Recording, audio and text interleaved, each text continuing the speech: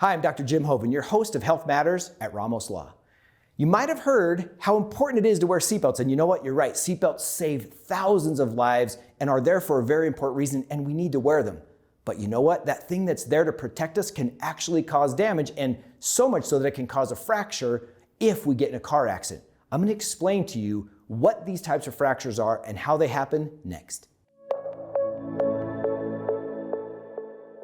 Imagine you're driving down the road, minding your own business, you're behind the wheel, and you have your seatbelt on just like you should. You're going down the road at about 50 or 60 miles an hour, and you have the lap and harness type. When you're in that position and you're harnessed with that belt coming over, and if somehow, some way you get in a car crash, it can devastate your spine, but it can save your life.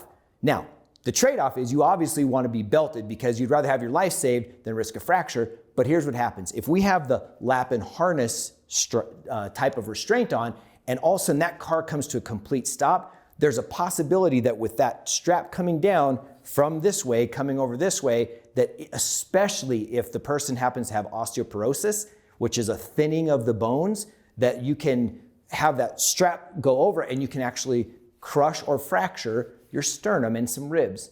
Now, that's one type of fracture that comes from a restrained situation, but it's not super common. I'll tell you a fracture that is more common, especially if you're driving an old car with just the lap restraint, or if you're of that person that's like, it's kind of a pain to have the shoulder harness on, so I'm gonna take my arm out of it and just use the lap restraint.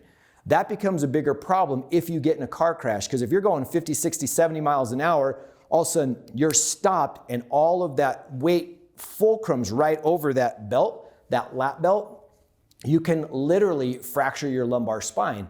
And it's called a lap belt fracture, and it's because of the forces that go through the abdomen that pushed right under that belt. So here's the word to the wise. If you get a fracture of any kind from a car wreck, that needs to be taken care of by an orthopedist, looked at to see if it needs to have a surgery, or if you rest it, or if you immobilize it, cast it, what do you do?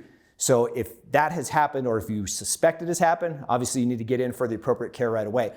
But just so you know, the big message of this is for driver safety, when you wear your seatbelt, make sure that you always have that harness piece on, because it's gonna reduce the liability or the likelihood that if you get in an accident, that you could create that lap belt fracture. So just a note to the wise, if you're driving, always keep that seatbelt on, number one, because that's going to save you a lot more times than it's going to hurt you. And number two, make sure you have the shoulder harness engaged as well.